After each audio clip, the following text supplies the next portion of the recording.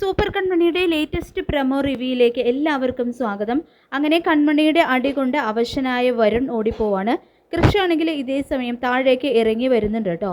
വടി കയ്യിൽ പിടിച്ചു നിൽക്കുന്ന കൺമണിയോട് എന്താ കൺമണി വടിയൊക്കെ പിടിച്ചു നിൽക്കുന്നേ, ഇവിടെ കള്ളന്മാരാരെങ്കിലും വന്നോ എന്ന് ചോദിക്കുമ്പോൾ ഇത് കേട്ട് വരുണാണ് വന്നതെന്ന് പറയാൻ മടിച്ച് കൺമണിയാണെങ്കിൽ മുകളിലേക്ക് കയറി പോകുന്നുണ്ട്.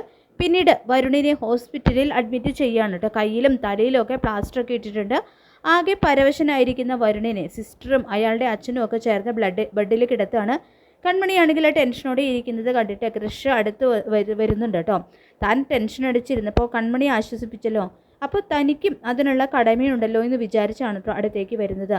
മാത്രമല്ല കൃഷിൻ്റെ മനസ്സിൽ കൺമണിയോട് ചെറിയൊരു ഇഷ്ടമൊക്കെ തോന്നുന്നുണ്ട്. എന്നിട്ട് കൺമണിക്ക് തൻ്റെ വിരലിൽ കിടക്കുന്ന മോതിരം അണിയിച്ചു കൊടുക്കുകയാണ് കേട്ടോ.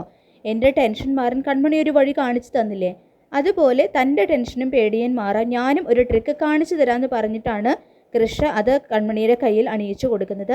ഇതേ സമയം കൺമണി ആകെ അമ്പരക്കാണ് കേട്ടോ. കാരണം കൃഷിൻ്റെ ഭാഗത്ത് നിന്ന് അങ്ങനെ ഒരു നീക്കമൊന്നും കൺമണി പ്രതീക്ഷിക്കുന്നില്ലല്ലോ. പിന്നീട് ഇക്കാര്യം അവൾ ഗോകുലിനോട് പറയുന്നുണ്ട്. ഗോകുലിനാണെങ്കിൽ ഇത് കേട്ട് വളരെ സന്തോഷമാവാണ് കേട്ടോ.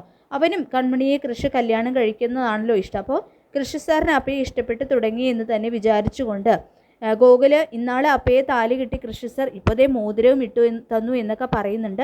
പിന്നീട് എങ്ങനെയോ ബാത്റൂമിൽ കൃഷിയും കൺമണിയും ഒന്നിച്ചാകുന്നുണ്ട് കേട്ടോ. വാതിലാണെങ്കിൽ കൺമണിക്ക് തുറക്കാൻ നോക്കുന്നുണ്ടെങ്കിലും പറ്റുന്നില്ല.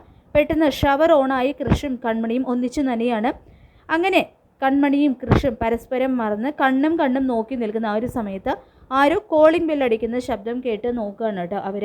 അങ്ങനെ സൂപ്പർ കൺമണിയുടെ വളരെ രസകരമായിട്ടുള്ള മുഹൂർത്തങ്ങളാണ് ഇനി വരാനായിട്ട് പോകുന്നത്.